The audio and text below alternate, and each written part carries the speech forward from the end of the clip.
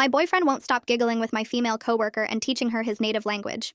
Vera started at my waitressing job 4 months ago, and the moment she saw my boyfriend Haido, she decided he was hers. When she saw us having lunch for the first time, she waited until I got up to use the bathroom, then sat down in my seat next to his. She pressed her hips against his and flashed a flirty smile before saying, "Konnichiwa." You see, my boyfriend is half Japanese like me, and Vera hated that we had something to bond over that she couldn't be a part of. So when he awkwardly said it back, she saw this as her chance. She grabbed a pair of chopsticks and started trying to eat her noodles, complaining about whitewashed girls appropriating his beautiful culture, very obviously referring to me. When I came back from the bathroom, she told me to grab a chair, telling me I was welcome to join in on their conversation. It definitely struck a nerve, but I was so secure in Haido and I's relationship I didn't even mind, until Vera started trying to implode us. She'd corner him when I wasn't looking and tell him innuendo-style phrases in Japanese that she got off Google Translate. Whenever we were talking, she'd always squeeze past us, very slowly, sometimes making sure to rub her behind against Haido, and other times facing him directly, and giving him the F me eyes. The thing that really made me mad was when she asked Haito to come teach her Japanese at her house after work. I was going to confront her there and then, but we were in the middle of a very busy service, and I told myself I'd do it right after. Big mistake. You see, at some point during service, these important Japanese businessmen came in for food. They were at my section, but Vera practically shoved me aside to serve them. "Please speak Japanese. I understand everything," she told them. They looked pleasantly surprised and started rattling off their order with specific modifications and allergies. Vera just kept saying, "Hi, hi," while scribbling nonsense. 45 minutes later, it was chaos. One guy got served the wrong starter. Another received 2 sushi orders instead of his chicken chow mein. And the third guy actually started having an allergic reaction to shellfish, which he asked to exclude. That's when Vera did it. While Haido ran to get the EpiPen, she pointed at me and told her cousin, who was the manager, that I changed the order to sabotage her. And without verifying anything, her cousin wrote me up on the spot in front of everyone. "One more incident and you're terminated." I went home crushed and just cried to Haido. I was wondering if just quitting was my best option, until Haido suggested something. If she wants me to teach her Japanese, let's do exactly that. Over the next few weeks, we set our plan into place. At the restaurant, Haito and I feigned relationship problems, and of course, Vera jumped at the opportunity to comfort him.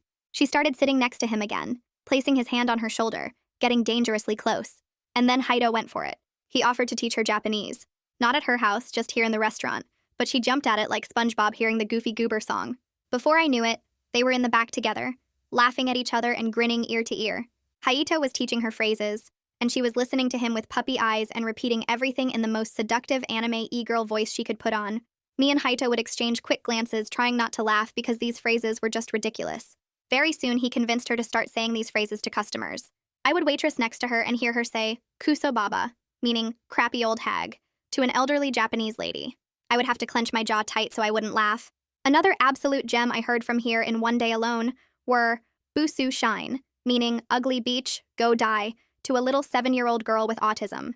What made the whole situation so much better was how every time after insulting a customer, she'd run to Haido to tell him she did it like she was a 4-year-old old kid, showing you how quickly she could eat her crayon. All while Haido would just smile at her and tell her she was doing great. For weeks, Vera insulted customers in Japanese, telling them "kuso kuta shine," eat shit and die, "Omae no senzo wo faku shiro," F your ancestors, or my personal favorite, "Ore baka dakedo wakateru tsumori," I'm stupid and think I know what I'm saying. But then the owner's mother's 85th birthday party happened. She was fully Japanese and seeing her son for the first time in 3 years. The owner was there, and they reserved an entire section to themselves. It was set to be an amazing night. Vera was waitressing, and that's when Haido did it. He convinced her to go take the woman's order and told Vera to take it in Japanese, which she did. She went up to the owner's mother, and with the confidence of a Bradley Martin in a street fight with an MMA fighter said, "Konnichiwa, kuso baba tsukaenai, ketsu ni kisu shiro," meaning, "Hello, you dumb, old, good-for-nothing beach, kiss my behind." The restaurant went silent.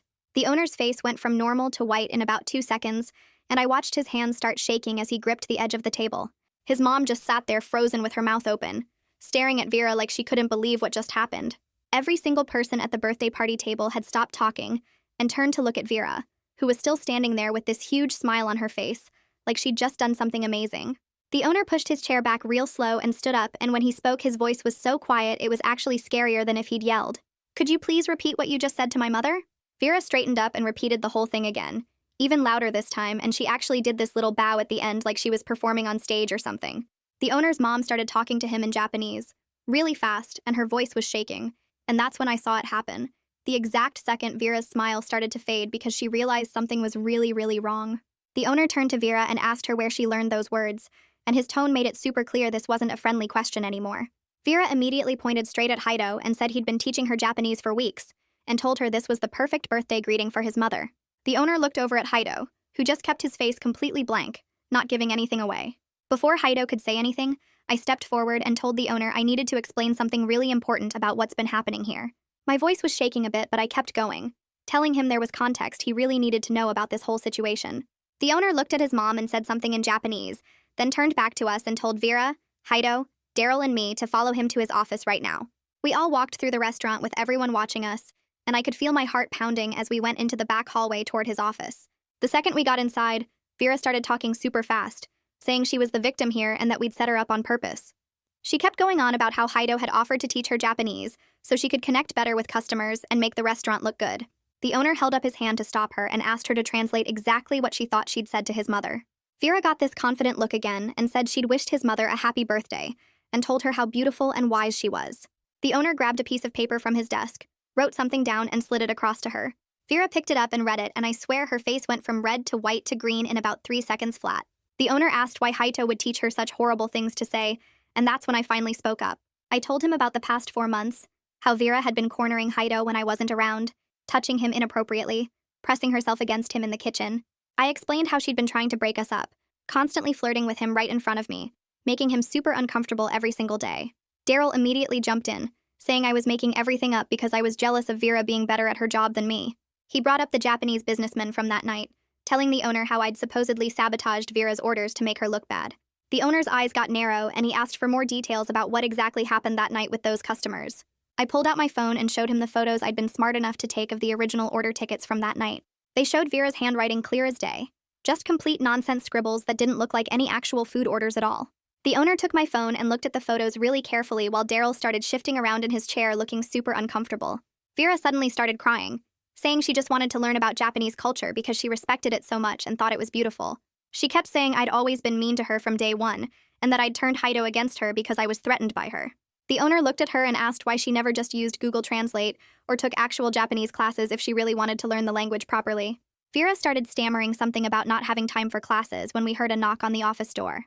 Mika Yamaguchi poked her head in and told the owner his mother was getting worried about him, and the birthday guests were starting to ask questions. The owner rubbed his forehead and told Mika to give everyone free desserts and apologize for the delay. Mika nodded but didn't leave right away. Instead, she shifted her weight from foot to foot and said she had something she needed to share about Vera if he had a minute. The owner waved her in, and Mika closed the door behind her, then started telling him about all the times she'd heard Vera in the break room making fun of Asian customers. She described how Vera would do fake accents, pretend to bow while laughing, and joke about how they all ordered the same boring food. Daryl immediately jumped up from his chair saying Mika was just mad because Vera got better tips than her. The owner's hand slammed down on his desk so hard that everyone jumped, and he told Daryl to sit down and shut up. Before anyone could say anything else, Nathan Soto knocked and stuck his head in, saying he had something urgent to show the owner on the security footage. We all followed Nathan down the narrow hallway to the small security room where he pulled up the monitor and started clicking through dates. He found what he was looking for from 3 weeks ago and hit play on the grainy footage. The video showed the kitchen during a slow afternoon shift, and there was Vera backing Haido into the corner between the prep counter and the wall. She had her whole body pressed against him while he tried to lean away but had nowhere to go. Her hands were on his chest, and she was moving them lower when Haido finally managed to duck under her arm and escape to the other side of the kitchen. The owner watched the footage again, his face getting darker each time Vera pressed herself against my boyfriend. He turned to Daryl and asked if anyone had ever filed harassment complaints about this kind of behavior. Daryl's face went red, and he mumbled that Vera had mentioned some people were jealous of her, but he never thought it was serious. The owner's voice got real quiet, which was scarier than yelling, as he asked exactly how many complaints there had been. Daryl looked at the floor and admitted there were at least 5 different staff members who'd come to him about Vera's behavior, but he thought they were just trying to get her in trouble. Sophia Ward showed up at the doorway holding a thick folder and said she'd been going through customer feedback forms from the past 2 weeks. She spread them out on the small desk, and they were all complaints about a rude waitress saying offensive things in what sounded like Japanese. The dates matched up perfectly with when Vera started using the phrases Haido had taught her. The owner picked up each form and read them slowly, his jaw getting tighter with each one. One elderly couple wrote that their waitress had said something that sounded like a death threat to their granddaughter. Another customer who spoke some Japanese said the waitress had told him to do something disgusting to his ancestors. The owner looked at everyone in the tiny security room and told them all to get out except for me and Haido. Vera tried to protest, but Sophia grabbed her arm and pulled her toward the door, while Daryl and the others filed out. Once the door clicked shut, the owner sat down in the chair and looked straight at us. His voice was calm, but I could see his hands shaking slightly as he asked if we'd deliberately taught Vera those horrible phrases as revenge for what she'd been doing. Heido and I looked at each other, and I knew we had to come clean about everything. I took a deep breath and started from the very beginning with that first lunch when Vera sat in my seat and pressed herself against Heido. I told him about the constant harassment, the inappropriate touching, the attempts to break us up, and how she'd corner Heido when I wasn't around. I explained about the Japanese businessmen and how one almost died from his allergy, while Vera blamed me and got me written up by Daryl, who believed her without even checking. I admitted that yes, we taught her those phrases on purpose because I was desperate and felt like nobody would help me keep my job. The owner listened to the whole story without interrupting once, just sitting there with his fingers pressed against his temples. When I finished, Heido spoke up and said he'd initially told me no, but changed his mind after seeing how much Vera's behavior was destroying me. He said he took full responsibility for teaching her the phrases and understood if the owner wanted to fire him for it. The owner leaned back in the chair until it creaked and rubbed his face with both hands. He finally said he was disappointed in what we'd done, but understood why we felt we had no other choice given how Daryl had completely failed to manage the situation properly. He said what we did was wrong, but what Vera did was worse because she chose to use phrases she didn't understand just to impress people and make herself look good. He stood up and said he needed time to figure out what to do with everyone involved, but first he had to get back to his mother's birthday party. We walked back to the dining room where all the birthday guests were whispering to each other and looking around nervously. The owner's mother was sitting at the head of the table with her hands folded, watching her son walk toward her. The owner pulled up a chair next to his mother, and they had a long conversation in Japanese while everyone in the restaurant watched. His mother kept nodding and occasionally looking over at Vera, who was standing by the kitchen door with her arms wrapped around herself looking absolutely terrified.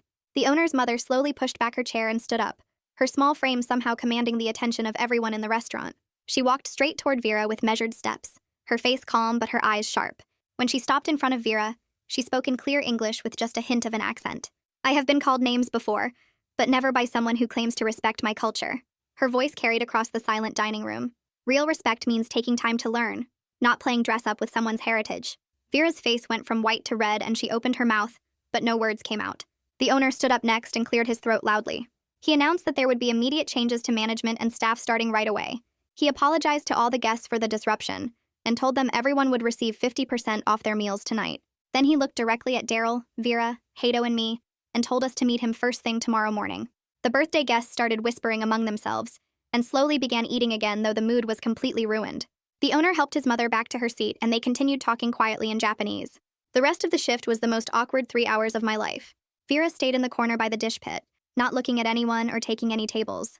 Daryl stomped around barking orders at everyone, but nobody really listened to him anymore. The other servers kept shooting looks between me, Heido, and Vera, trying to figure out exactly what had happened. I just kept my head down and focused on my tables, counting down the minutes until closing. Every time I passed Vera, she looked smaller, like she was trying to disappear into the wall. Daryl kept trying to assert his authority, but it was obvious to everyone that his days as manager were numbered. The kitchen staff kept poking their heads out to watch the drama unfold. Finally, we locked the doors and started the closing routine. I was wiping down tables when Mika came up to me with Nathan right behind her. She put her hand on my shoulder and said she was proud of me for finally standing up to Vera. She mentioned that lots of other staff had stories about Vera's behavior and how Daryl always took her side. Nathan nodded and added that the kitchen crew had been watching this mess for months. They both said they would back me up if the owner asked them anything tomorrow. I thanked them and finished my closing duties as fast as possible. Heido and I drove home in silence for the first few minutes. Then we started talking about what we'd done and whether we'd gone too far with our revenge plan.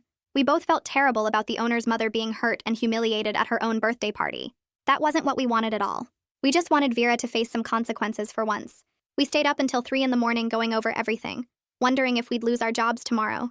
We agreed that if we somehow kept our jobs, we needed to find a way to apologize to the owner's mother properly. Neither of us slept well that night. The next morning, we got to the restaurant 30 minutes early and found Sophia already there with stacks of paperwork spread across 3 tables.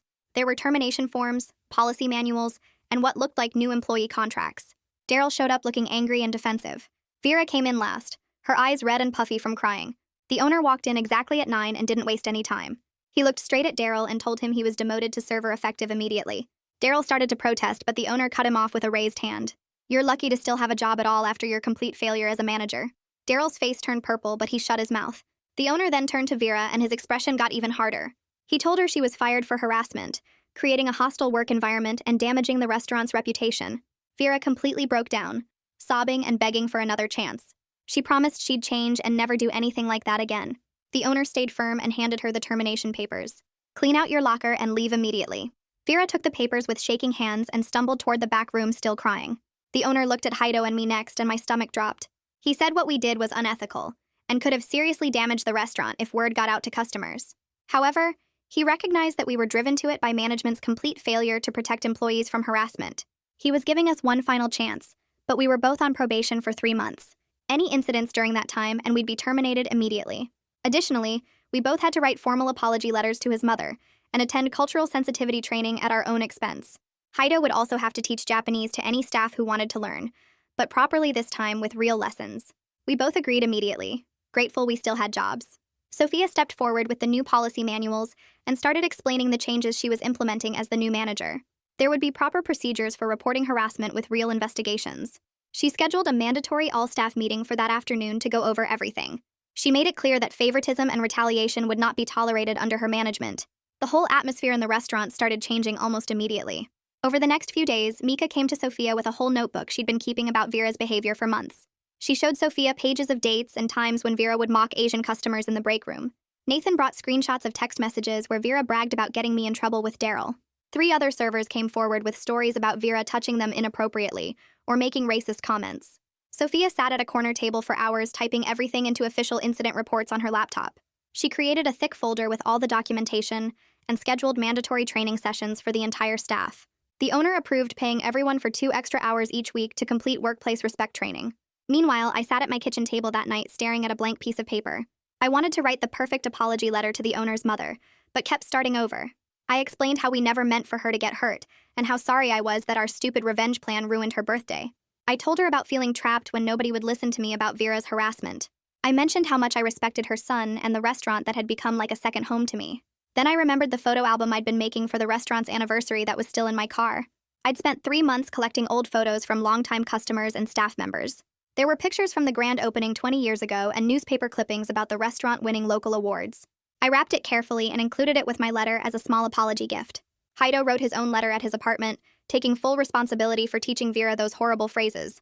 A week later, I was refilling salt shakers when the owner's mother walked through the door. My stomach twisted into knots as she asked Sophia if we could talk. Sophia led us to a quiet booth in the back where the owner's mother sat across from us. Her face looked softer than I expected, not angry like I'd imagined for days. She pulled our letters from her purse and set them on the table. She told us she'd read them multiple times and could feel our genuine remorse. She said the photo album made her cry because it showed how much the restaurant meant to the community. Then she started telling us about coming to America 40 years ago and facing constant mockery for her accent.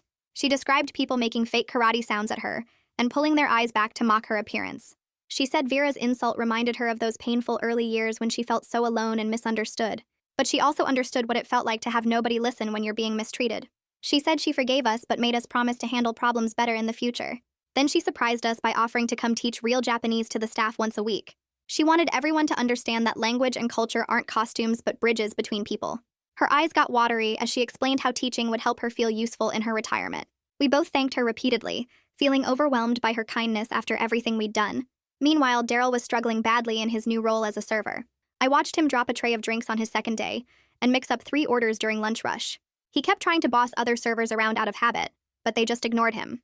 One server who Daryl had written up 6 months ago watched him fumble with the credit card machine with a small smile. Daryl's face stayed red and angry throughout every shift as he dealt with difficult customers he used to make us handle. I heard from another restaurant manager friend that Daryl had applied to 5 different places, but got rejected from all of them. Word had spread quickly through our local restaurant community about what happened with Vera. The story got more dramatic with each retelling, and soon every restaurant owner in town knew about the harassment and the fake Japanese incident. A server from the Italian place down the street told me Vera applied there and got turned down immediately. My friend at the steakhouse said Vera's application went straight into the trash. Someone else mentioned seeing Vera at the unemployment office looking defeated. A mutual acquaintance later told me Vera had packed up and moved to another city to stay with her aunt. Part of me felt a tiny bit bad, but then I remembered her pressing against Heido and the feeling went away.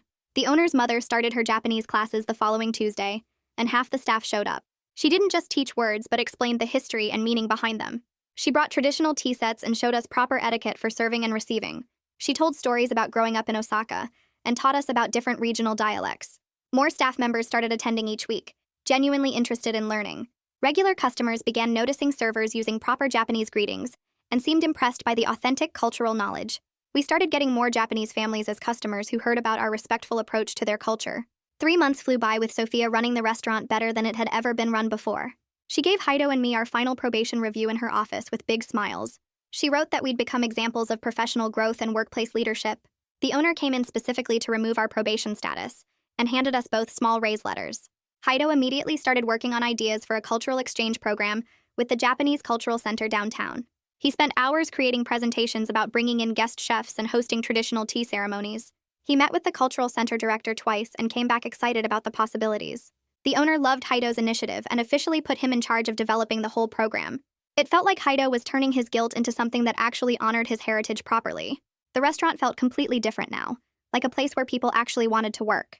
Sophia had implemented anonymous complaint boxes and actually read every single submission. She held monthly staff meetings where everyone could speak openly about concerns. The kitchen staff and servers worked together better without Daryl's favoritism causing problems. Even our regular customers commented on how much happier everyone seemed. The change happened faster than I expected. Within 2 weeks, we started getting new customers who'd heard about how the owner handled the whole mess with Vera. They'd come in asking if this was the place that stood up to harassment.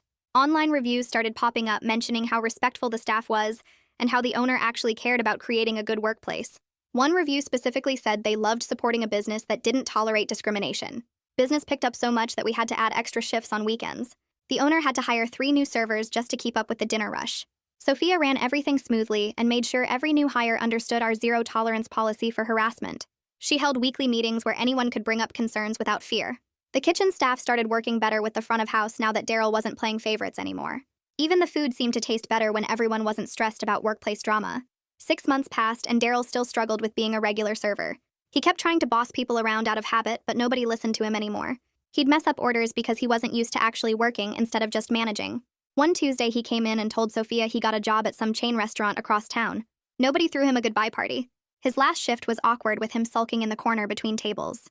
When he finally left, carrying his apron in a plastic bag, the whole restaurant felt lighter. Sophia called a staff meeting that same day and announced she was promoting Mika to assistant manager. Everyone clapped because Mika had actually earned it through hard work and dedication. The owner's mother started coming in 3 times a week instead of just for her classes. She'd sit at the bar during slow periods and chat with whoever was working. She taught us words while we rolled silverware or filled salt shakers. She'd help in the kitchen when we got slammed, showing the cooks traditional techniques her grandmother taught her. One time she spent 4 hours teaching our head chef how to make proper dashi from scratch. She brought in old photos from Japan and told us stories about running her family's noodle shop before she met the owner's father. The staff started calling her Obasen, which means grandmother, and she'd get this huge smile every time. She'd sneak us treats she made at home, these amazing rice balls with different fillings. When servers had bad days, she'd pull them aside and give them pep talks in her mix of Japanese and English. She turned what could have been an awful memory into something that brought us all together. Almost a year after the whole Vera incident, the owner announced he was throwing a special dinner to celebrate the restaurant's transformation. He reserved the whole place on a Sunday and invited all the staff and their families. He had the kitchen prepare this huge spread of both American and Japanese dishes. During dinner, he stood up and gave this speech about how the crisis forced him to look at what kind of business he was running. He thanked his mother for her wisdom and for showing him that respect and culture go hand in hand. He talked about how proud he was of the changes we'd all made together. His mother sat there dabbing her eyes with her napkin while everyone cheered. Then he dropped the surprise. He asked his mother to stand up and announced he was making her an official partner in the restaurant. She'd oversee all the cultural programming and help develop authentic Japanese menu items. She covered her mouth with her hands and started crying for real. Through her tears, she said she never thought at her age she'd be part of her son's business. The owner handed her official partnership papers right there at the table. She signed them with this beautiful fountain pen while everyone took pictures. The next month, Haido's cultural exchange program finally launched with this sake tasting event. The Cultural Center sent 2 instructors who worked with our staff all day preparing. We paired different types of sake with traditional dishes the owner's mother helped create. The place was packed with people genuinely interested in learning about Japanese culture the right way. Local food bloggers showed up and wrote these amazing reviews about our authentic approach. One blogger wrote that we were setting the standard for cultural appreciation in restaurants. The event was such a success that we started doing them monthly. Each one focused on a different aspect of Japanese culture, like tea ceremony or seasonal celebrations. 3 months later, Sophia called me into her office with this big grin on her face. She offered me the head server position with a nice raise. I'd be helping her train new staff on service standards and our workplace respect policies. During training sessions, I started sharing my story about what happened with Vera. I'd explain how I handled it wrong at first, but why speaking up about harassment matters. New hires would ask questions and seem to really appreciate the honesty. It felt good turning that whole mess into something that could help others. The restaurant kept improving, and 6 months later, we got nominated for a local workplace excellence award. The committee came to interview staff and observe our operations. They were impressed by the transformation in management and culture. When we won, the owner framed the award and hung it right next to a photo of his mother teaching the staff Japanese. He said it represented how something terrible led to meaningful change. During one of our cultural exchange events, Haido pulled me aside and said he had something important to ask me. My heart started racing as he got down on one knee right there in the middle of the restaurant. He proposed in both English and Japanese while the owner's mother translated for everyone. The entire staff started cheering, and even customers stood up to applaud. The owner's mother gave us her blessing in both languages and hugged us both. It felt perfect having this moment in the place where we'd been through so much together. The owner's mother immediately started planning our wedding reception at the restaurant. She met with both our families to plan something that would honor both Japanese and American traditions. She spent hours going over menu options and decorations that would represent both cultures authentically. The whole process brought everyone even closer together as we prepared for this celebration. 2 years flew by faster than I expected, and now our restaurant had exchange students coming in every week to practice their English, while we practiced Japanese with them. The owner's mother set up this whole program where local schools would bring kids for cultural workshops every Friday afternoon. We'd teach them how to use chopsticks properly, show them how to fold origami, and the kitchen staff would demonstrate making sushi rolls. The local newspaper did this big feature story about us being the most authentic Japanese restaurant in 3 counties. Food bloggers started driving hours just to try our seasonal menu that the owner's mother helped create with recipes from her hometown. We hosted traditional celebrations like Children's Day, where kids got free meals if they wore kimono, and Tanabata, where customers wrote wishes on colorful paper strips we hung from bamboo branches. The place was packed every single night with people wanting to experience real Japanese culture, not the fake stuff you see at chain restaurants. I was training new servers constantly because we kept needing more staff to handle all the customers. One afternoon while I was doing inventory, Sophia mentioned she'd seen something interesting on social media about Vera. She showed me this post where Vera was working at some clothing store downtown, folding shirts and organizing racks. The post said she'd been Employee of the Month twice and seemed to be doing okay for herself. Part of me wondered if getting fired taught her something about respecting other cultures, or if she just moved on to the next thing without learning anything. I hoped she actually grew from what happened instead of just playing victim and blaming everyone else for her mistakes. The owner called a staff meeting the next week and announced he'd found the perfect location for a second restaurant on the other side of town. His mother would help set up cultural programs at both locations, splitting her time between them. He looked right at Haito and me and offered us management positions at the new place, saying we'd proven ourselves over these past 2 years. We accepted immediately, excited to help build something from scratch using everything we'd learned about creating a respectful workplace. Looking back at everything that happened, from Vera's harassment to her getting fired to the restaurant becoming this amazing cultural center, I realized how much good came from such a messy situation. The owner's mother found this whole new purpose teaching people about her culture at 82 years old. Our staff became like family, supporting each other and standing up against any kind of harassment. We all learned that dealing with discrimination takes guts, but creates real change that matters. Sure, the revenge was petty, teaching Vera those fake phrases, but what grew from that whole mess turned into something way bigger and better than any of us expected. That's the takeaway from today's story. Hopefully it gives you something useful to tuck in your back pocket. If you want more tips and lessons woven into stories, subscribe so you're always a step ahead. My wife left me at the altar, and I held the door for her on the way out. After losing my leg in Afghanistan, I spent 6 months secretly learning how to walk so I could stand at the altar for her. I dropped 40,000 of my savings on her dream wedding. Well, on the morning of our wedding, my best friend Olivia was adjusting my medals when my wife Stephanie's text came through. I'm in the wedding hall, but I can't do this. Your PTSD, the nightmares, the missing leg, it's too much. Kyle reminds me of what love is supposed to feel like. I'm sorry. Kyle was her high school boyfriend who'd shown up the night before, just to wish us well. Kyle still had both legs and no memories of holding his best friend's intestines inside their body in a helicopter. I went up to the wedding hall and found them together, getting ready to walk out. Stephanie's wedding dress was caught in the door. I let it loose and held the door open. Go, I said. 200 people watched as she ran to Kyle's truck and chose another man over me. Olivia wheeled me out the side door, and for the first time since I was a child, I cried. That's when I remembered something that somehow made everything worse. My, now ex-wife, had been managing our finances since I got back from deployment. She said it was one less thing for me to worry about while I focused on recovery. I logged into our joint account and laughed like a maniac. All of our money had disappeared. The account history showed transfers to Kyle Blackwood going back 4 months. I couldn't even afford my doctor's appointments anymore. And 2 weeks later, my body started rejecting the prosthetic. The titanium was literally poisoning me from the inside. I needed emergency surgery that would cost $30,000, but when I called the insurance company, they said Stephanie had canceled the policy 3 months ago. To save money, she'd told me at the time. Olivia's dad showed up at the hospital the next morning with a check. He was a Vietnam Marine and owned a defense contracting firm. Olivia told me everything.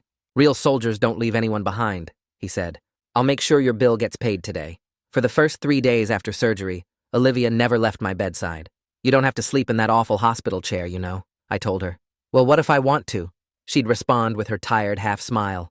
6 weeks later, I was learning to walk again on a cheaper prosthetic that actually fit. Olivia had basically moved into my apartment, driving me to physical therapy, cooking meals, making sure I didn't give up. 3 months into training, we decided to celebrate my first full swimming lap without stopping. We went to Chili's for food, and that's when we saw them. Kyle was in a booth with some blonde, her hand on his thigh, feeding her dessert with the same moves he probably used on Stephanie. The wedding ring on his finger caught the light. He'd been married the whole time. I pulled out my phone and recorded 10 seconds of him making out like teenagers. Olivia grabbed my hand under the table. Save it, she whispered. You'll need it later. The night I won gold in swimming at the Paralympics, everything changed. Olivia and I were in my hotel room, drinking gas station champagne, when she burst into tears. I've been in love with you since Kandahar, she said. Before the IED, before Stephanie, before any of this. She pulled out this folder she'd been keeping. It was filled with documents of Stephanie saying I was too damaged to notice missing money. You deserve someone who loved you when you were whole and loves you just as much now. We kissed, and my heart swooned. It felt like coming home from war all over again, except this time someone actually wanted me there. Olivia and I spent the next 6 months teaching each other what real love feels like. We were holding hands at the VA getting fitted for a new prosthetic when Stephanie walked in. Mascara was running down her ugly face, designer clothes wrinkled. He left me, she shrieked. Kyle went back to his wife. I lost my job. I lost everything. I need you to tell them I didn't know what I was doing. I stood up. I don't owe you anything. Drew, please. I made a mistake. You're a war hero. I can learn to deal with your condition. That's when Olivia came back from the bathroom. She looked at Stephanie and stopped dead. Is this the woman who stole your disability money while you were in surgery? Stephanie's face went white. You replaced me with her? My fiancé, I said. We're getting married next month. Same venue, actually. Stephanie lunged forward, grabbed my arms. I'm pregnant. I've been pregnant since the week of our wedding. This is your child. I stood there in shock as she slowly pulled out a paternity test from her purse. Olivia dropped both coffees. The hot coffee splashed across the floor and my feet while the papers in Stephanie's hand shook between us. My whole body went rigid, and my prosthetic made that clicking sound it does when it locks up from me standing wrong. I grabbed the wall to keep from falling over, and the metal rail felt cold under my palm. The other patients in the waiting room were all staring at us now, and some old guy in a wheelchair rolled himself backward to get away from the mess. Stephanie kept waving those papers at me and saying something about how she had proof, but I couldn't really hear her over the blood rushing in my ears. I reached out and grabbed her arm, not hard but firm enough to get her attention, and pulled her toward the side hallway where they keep the water fountains.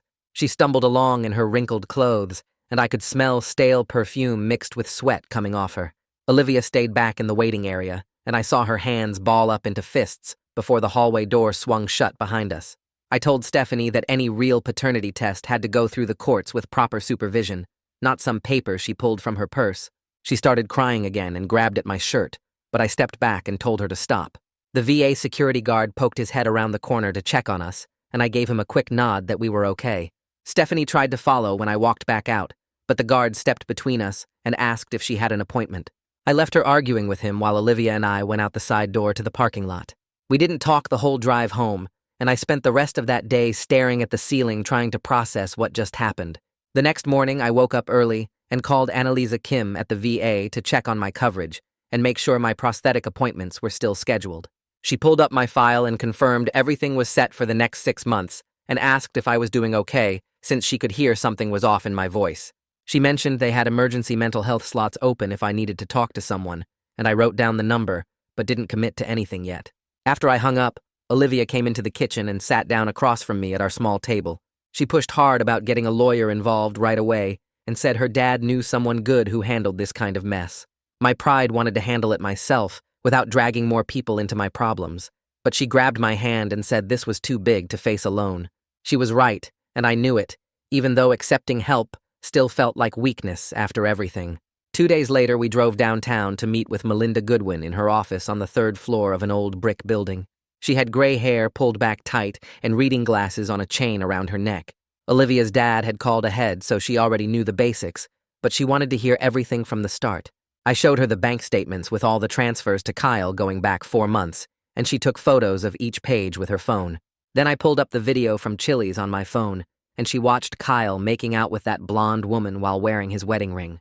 She wrote notes on a yellow legal pad the whole time, asking questions about dates and amounts, and whether I had any emails or texts from Stephanie about the money. When I finished talking, she set down her pen and explained that we needed to preserve every piece of evidence and avoid any contact with Stephanie except through legal channels from now on. She started typing up demand letters for the stolen money right there while we watched and pulled out forms for the paternity issue that would need to be filed with the court. She said Kyle and Stephanie had committed clear fraud, and we had a strong case, but these things take time to work through the system. My phone buzzed on her desk, and Stephanie's name popped up with a text saying she needed to talk to me privately about the baby and our future. I took a screenshot, forwarded it to Melinda's email, then typed back that all communication needed to go through our attorneys now. Melinda nodded and added the screenshot to her file. 3 days after that meeting, I had my first trauma therapy session with Tyrone Ainsworth at the VA. He was a tall black man with kind eyes who'd been an Army medic before becoming a therapist. I sat in his small office with the fake plant in the corner and finally said out loud how scared I was about maybe being a father. The anger at Stephanie mixed up with guilt about possibly walking away from a kid who didn't ask for any of this. Tyrone helped me start sorting through those feelings without judging me for being confused and angry at the same time. That evening, Olivia and I sat on our couch and had a hard conversation about what would happen if the baby turned out to be mine. We talked through boundaries with Stephanie and how we'd handle sharing custody without letting her manipulate the situation. Olivia said she'd support whatever I decided, but we both agreed on never letting Stephanie back into our personal lives, no matter what the test showed. The next morning, her dad stopped by with coffee and a check. He sat at our kitchen table and offered to cover Melinda's retainer fee until we could get money back from Kyle and Stephanie. I wanted to say no, but he reminded me that soldiers look out for each other, and this was what family did. I swallowed my pride and took the check, promising to pay him back every penny as soon as possible. The next morning, my phone started blowing up with notifications from some military blog called Honor Watch, asking for an interview about being left at the altar. And I showed the messages to Melinda, who told me to ignore everything and stay off social media completely while she handled the legal stuff. 2 days after that, we drove to the police station downtown, where I sat in a small room with a detective who looked tired and went through every single bank transfer to Kyle's account, while Olivia held the folder with all our printed statements. The detective took photos of each page and typed notes into his computer, saying it was clearly theft, but these cases move through the system slow, and we shouldn't expect quick results. That same afternoon, while I was at the gym trying to clear my head, an email came through from Stephanie with the subject line, "Please read," and it was 3 pages of her saying she was homeless and sleeping in her car and hadn't eaten in 2 days and was thinking about ending everything. I forwarded it straight to Melinda, who sent it to social services with a list of shelters and food banks, while reminding me to maintain the no-contact boundary we'd set up.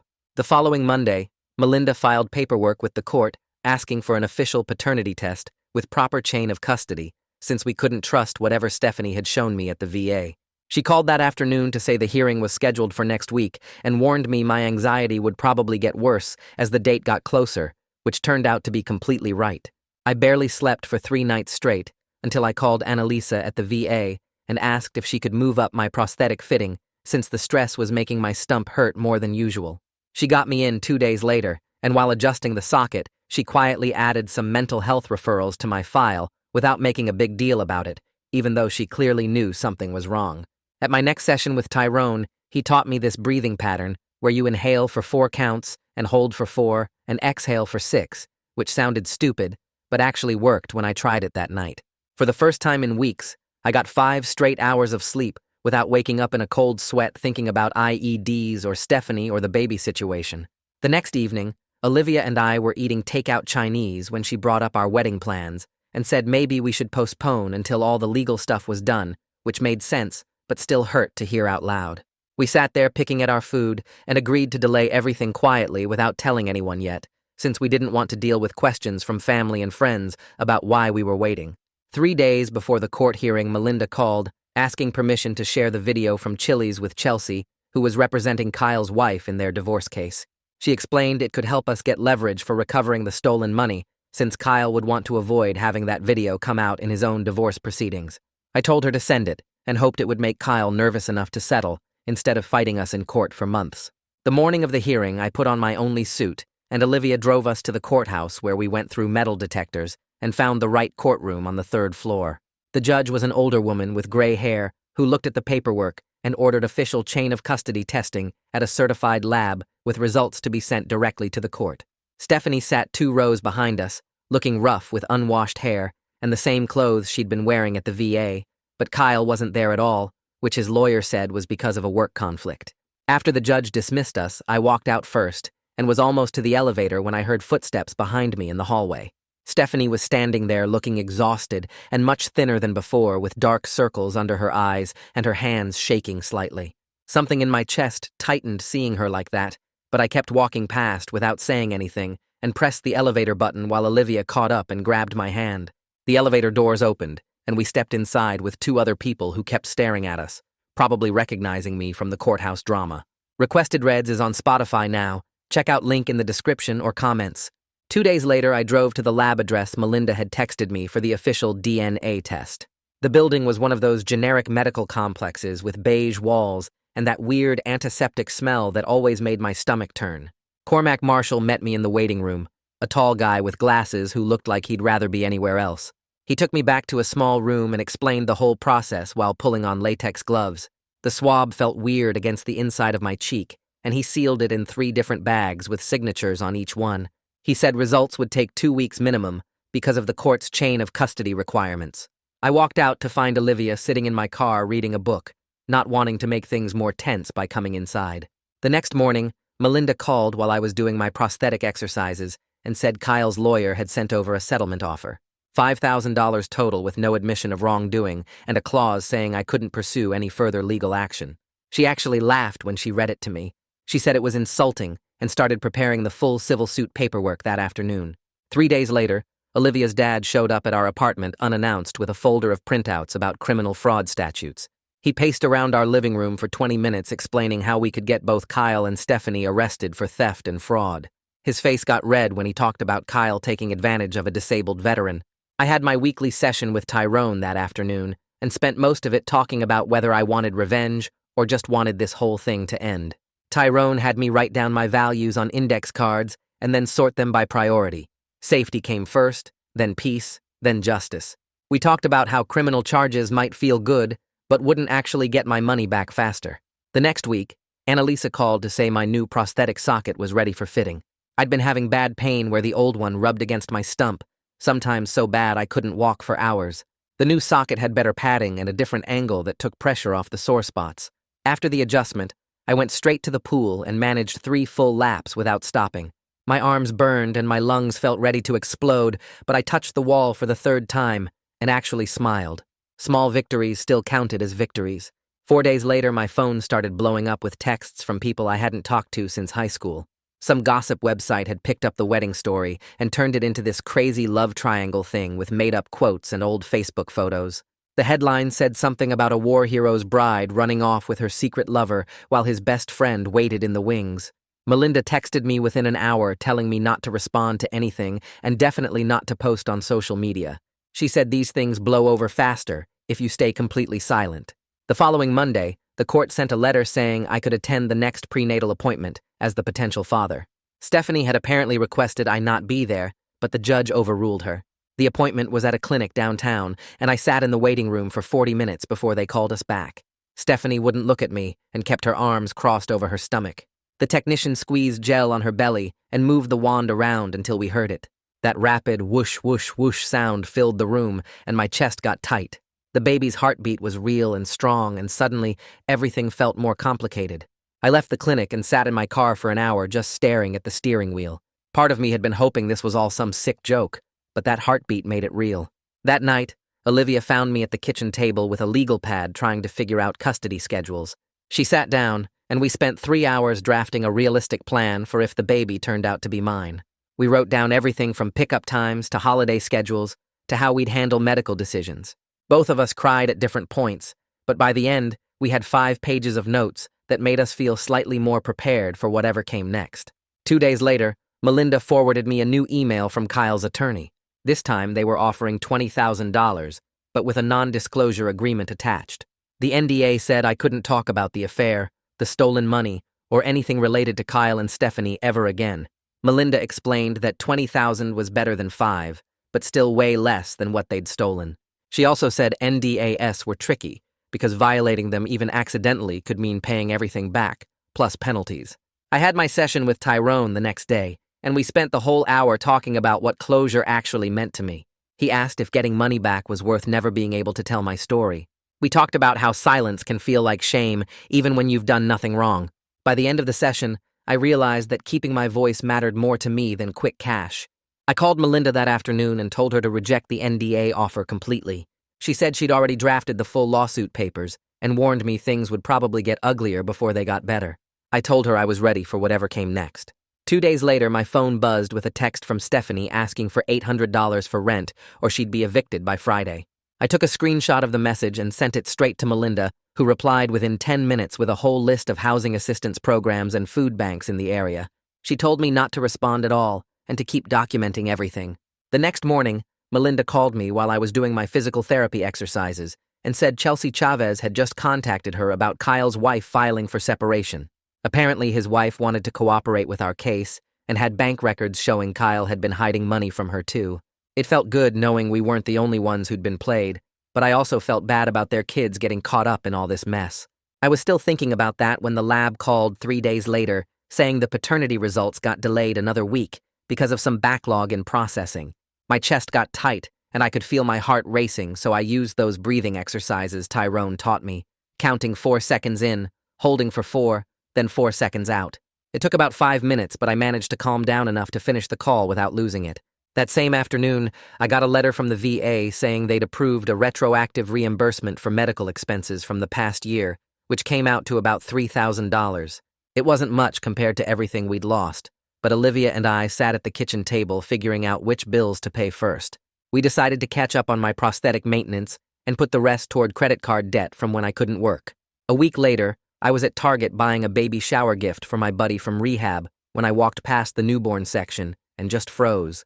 All those tiny clothes and happy couples picking out cribs hit me like a truck, and I couldn't breathe.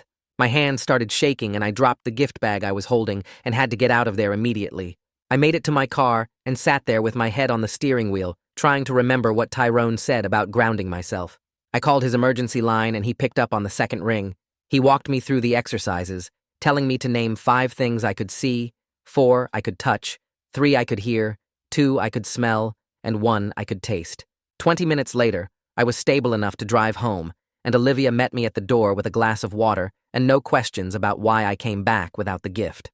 The following Monday, Melinda officially filed the civil suit against Kyle and Stephanie for conversion and unjust enrichment, asking for $60,000 in damages plus legal fees. She said the court date got set for 3 months out, which seemed like forever, but apparently that was actually pretty fast for civil court. 2 weeks after that, we got a notice saying the court was ordering mediation before the trial to try reaching a settlement without going through a whole court battle. Melinda said it was standard procedure, and most cases settled during mediation, but I was skeptical about Kyle and Stephanie suddenly becoming reasonable. The mediation got scheduled for a Tuesday morning at some office building downtown. Kyle showed up in an expensive suit looking smug, while Stephanie sat in the corner wearing old jeans and wouldn't make eye contact with anyone. The mediator was this older woman who kept talking about finding common ground and moving forward. About an hour in, Kyle made some comment about how I was just a bitter cripple trying to get money I didn't deserve. Olivia's dad jumped up from his chair so fast it fell over, and I had to grab his arm to keep him from going after Kyle. The mediator called for a break, and I spent 10 minutes in the hallway talking Olivia's dad down, while Melinda worked on Kyle's attorney. When we came back in, Kyle's lawyer had obviously told him to shut up, because he didn't say another word the rest of the session. After 4 hours of back and forth, we finally reached a settlement where Kyle would pay $30,000 over 2 years in monthly payments, and Stephanie agreed to wage garnishment for $10,000 from whatever job she got next. Nobody had to admit wrongdoing, which really bothered me, but Melinda explained that going to trial was risky, and this guaranteed we'd get at least $40,000 back. Kyle's attorney drew up the paperwork right there, and everyone signed before they could change their minds. Walking out of that office building, I didn't feel victorious or relieved, just tired and ready for this whole thing to be over. 3 weeks after the settlement, I was sitting at my kitchen table sorting through bills when the mailman knocked on my door with a certified letter that needed my signature. My hands shook a little as I signed for it because I knew what it was before I even opened it. The lab's logo was printed on the envelope, and inside was a single piece of paper with test results that made my knees go weak. The DNA test showed 0% chance I was the father, but a 99.9% match to Kyle. I read it 3 times to make sure I wasn't seeing things wrong, and then the relief hit me so hard I barely made it to the bathroom before I threw up. I sat on the bathroom floor for a while, feeling this weird mix of relief and something else I couldn't name at first, until I realized it was grief for a kid that was never mine, but that I'd been thinking about for weeks. Olivia found me there 20 minutes later and just sat down next to me on the cold tile without saying anything. She held my hand while I told her about the results and how messed up I felt being both happy and sad at the same time. We stayed up most of that night talking about whether we wanted kids someday and what that would look like for us without all this drama hanging over our heads. The next morning, I called Melinda and asked her to send Stephanie formal paperwork, saying she couldn't contact me directly anymore and that everything had to go through lawyers from now on. Melinda drew up the documents that afternoon and sent them by courier to Stephanie's last known address. 2 days later, we got confirmation that Stephanie had signed everything without any pushback, which surprised me since I expected her to fight it.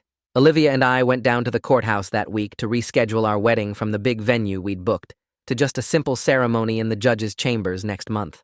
The clerk who helped us was really nice and didn't ask any questions when we said we wanted something small with just 10 people max. We decided to only invite our immediate families and a couple close friends instead of the 100+ people we'd originally planned for. My next therapy session with Tyrone was different, because instead of talking about Stephanie and all that mess we started working on, who I was beyond being a soldier, and beyond all this recent drama. He had me do this exercise where I wrote down everything I thought defined me, and then we went through crossing off the things that were about my service, or my injuries, or what happened to me, instead of who I actually am. It was harder than I expected, and I only had like 3 things left on the list when we were done, which really made me think. Tyrone helped me see that I'd been defining myself by my trauma for so long that I forgot there was more to me than just surviving bad stuff. 2 weeks later, Annalisa from the VA called to confirm my prosthetic care plan was all set for the next 5 years and asked if I wanted to join a peer support group for veterans. I was nervous about sitting in a room with strangers talking about personal stuff, but I figured it couldn't be worse than everything else I'd been through lately, so I signed up. The first meeting was in this small room at the VA, with about 8 other vets sitting in a circle on those uncomfortable plastic chairs. The facilitator asked if anyone wanted to share, and before I could stop myself, I was telling them the whole messy story about Stephanie and Kyle and the stolen money and everything. 3 guys nodded along like they'd heard similar stories before, and one older vet said his ex-wife did almost the same thing while he was deployed. Nobody judged me or acted like I was stupid for not seeing it coming, which felt better than I expected. After the meeting, a couple guys came up and shared their own stories about getting screwed over by people they trusted, and it made me realize this kind of thing happens more than people talk about. The first of the month came and went without Kyle's settlement payment showing up in my account, so Melinda called his lawyer and found out he was already trying to dodge the agreement.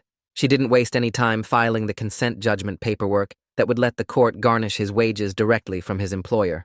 Kyle's lawyer tried to argue for more time, but the judge wasn't having it since Kyle had signed the settlement agreement, knowing what the payment schedule was.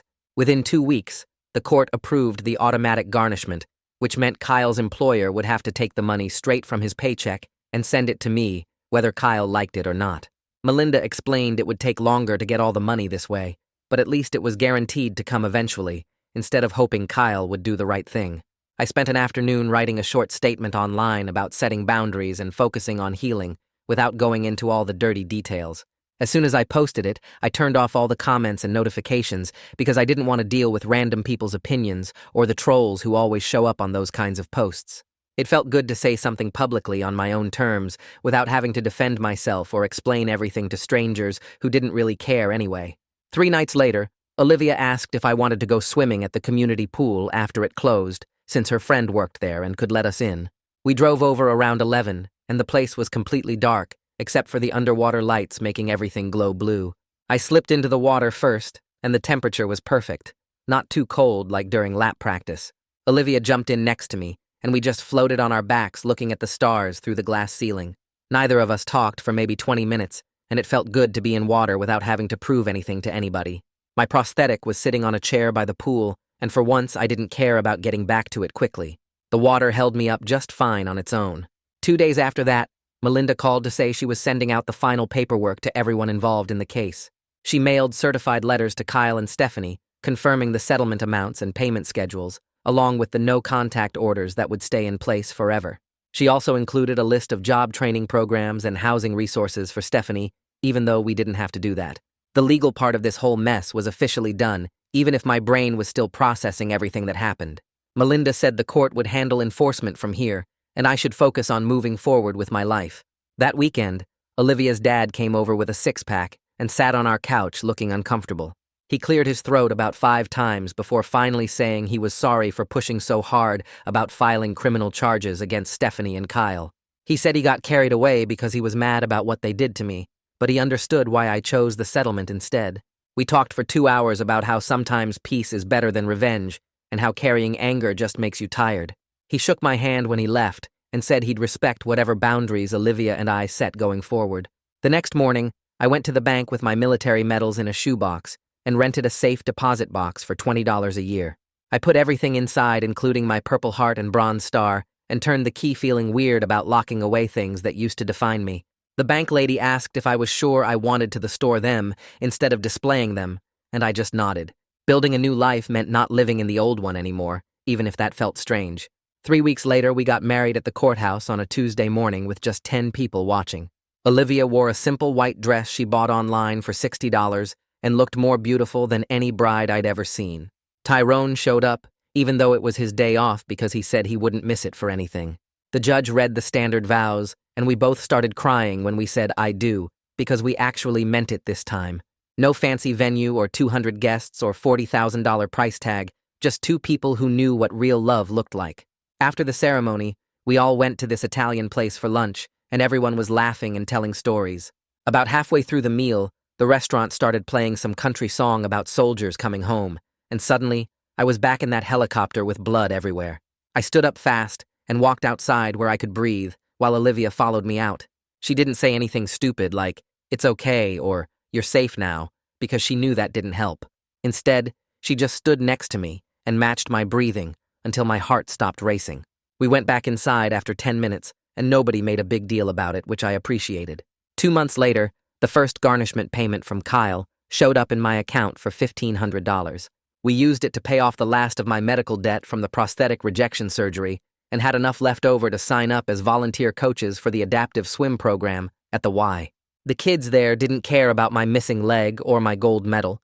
They just wanted someone to teach them how to float without being scared. 3 different news outlets called that month, wanting to pay for exclusive rights to our story, but we turned them all down. Some things weren't meant to be entertainment for strangers on the internet. A full year after everything went down, I ran into Stephanie at the grocery store and almost didn't recognize her. She was wearing a uniform from some restaurant and looked healthier than she had during all the court stuff. She saw me and started to walk over, but then noticed Olivia next to me and changed direction toward the exit instead. Later, I found out from Melinda that she was in a job training program and making her garnishment payments on time every month. Kyle was apparently in court-ordered counseling for his gambling problem, and his wages were still being garnished automatically. His wife divorced him and got everything in the settlement, including their house. Olivia and I bought a small place with a garden out back, using her VA loan since mine was tied up in the apartment. We planted tomatoes and peppers and spent evenings sitting on the porch planning what we wanted to do next. The prosthetic works fine now, and I swim twice a week just for fun, not for medals or proving anything. Sometimes I still wake up with nightmares, but Olivia knows how to help me through them. We're talking about maybe having kids in a couple years once we save up more money. Life feels quiet and normal in a way I never thought I'd have after everything that happened. And there you go. Another thrilling episode of me oversharing on the internet. Want more? Yeah, I don't know why either, but you can subscribe for it.